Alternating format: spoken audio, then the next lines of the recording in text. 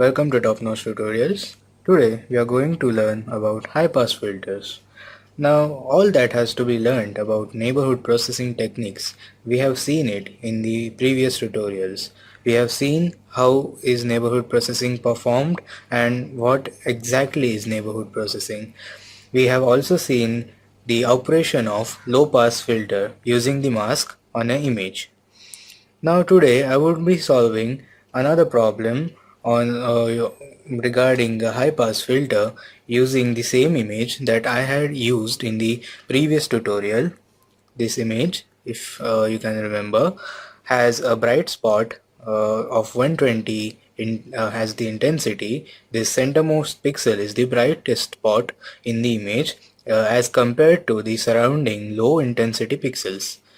Now to perform high-pass filtering on this image, I would require a high-pass filter mask. As I have said in the earlier tutorials that in neighborhood processing, the operation is done on all the pixels surrounding the pixel of interest, and so for that purpose we use the imposing of a mask. That entity is called as a mask.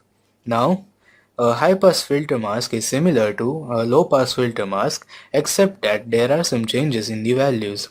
Here I have drawn the layout of a 3x3 high-pass filter mask. It is the hollow body of the mask. Now I would be filling the values inside this mask, and you can notice the difference between the low-pass filter mask and high-pass filter mask. Here I go. Now the centermost pixel or the cell in the mask would be 8.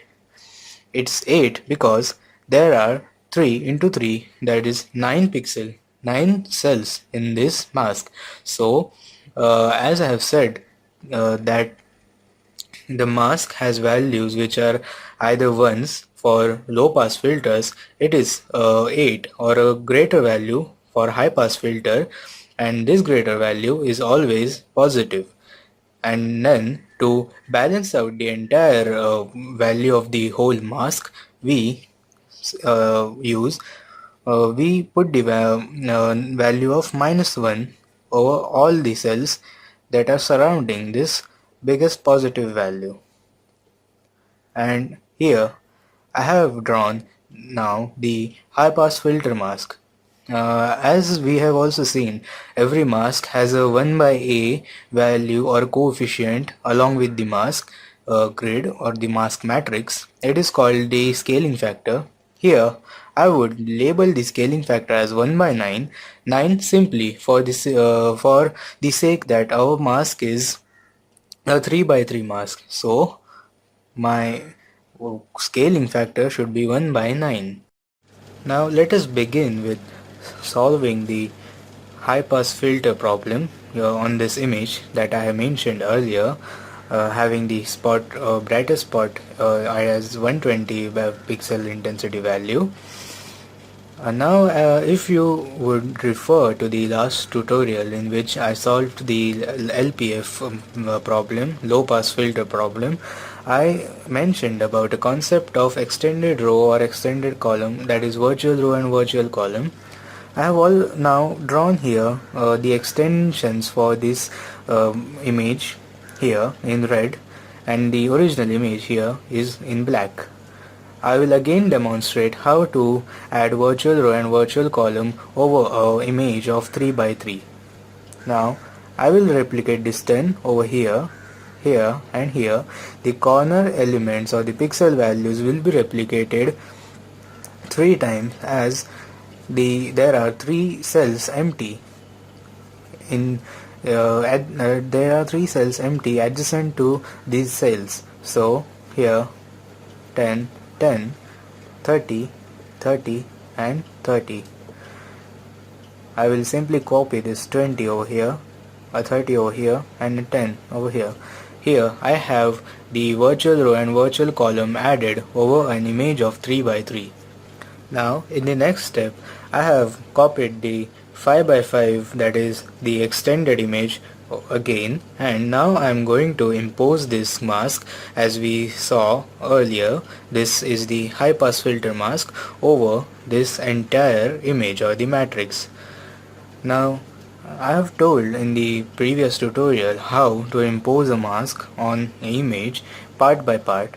I will again demonstrate for a 3 by 3 portion over here. Imagine that you have this 3 by 3 mask lifted and just put it over here on this 3 by 3 portion, the upper corner of this new matrix. This -1 would coincide with this 10 and this 8 will coincide with this 10. Now we will do the calculations of just multiplying these values with these values and adding them and dividing it with 9. That's the gist of neighborhood processing and imposing a mask. I just revised it once again. Now I will show how the entire image will look after imposing the mask part by part on the entire 5 by 5 matrix. Now I will just show it on the calculator how to add or how to go about these calculations. Now I will just multiply the 8, this 8 with this centermost element 10, and I would be having an 80. Now 80 minus all the negative ones multiplied with the surrounding elements, that is these 3 tens, which makes it 30, minus the 20s, 2 20s, that is minus 40, then minus 120, and minus these 2 tens, that is minus 20.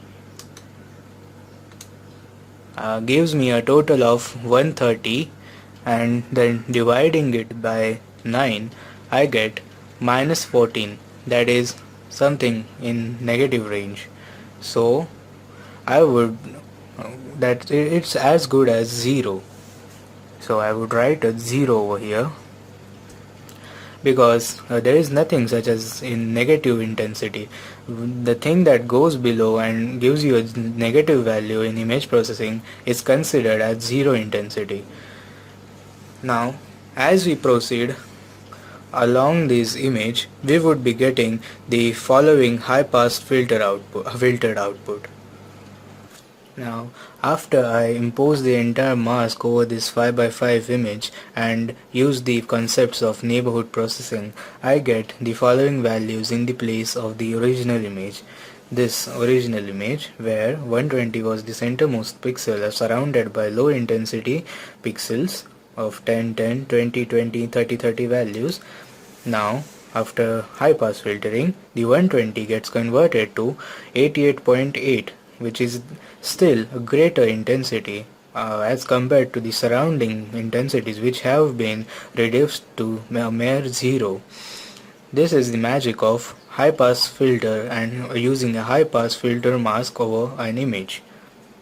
Now to represent what actually happened when we use the high pass filter over an image, consider this as the image that we took as an example. This black spot over here is actually the brightest spot. I have represented in black because I am drawing it on paper with pen. So this is my brightest spot, and the surrounding lightly shaded background is the low intensity part in the image. Now when I apply high pass filter, I get a following image. Here this black spot has been retained, but the surrounding background or those shadings have been lost. That's because the high pass filter only passed the high intensity value and neglected or it flushed out all the background in the image. So this is how a high pass filter works.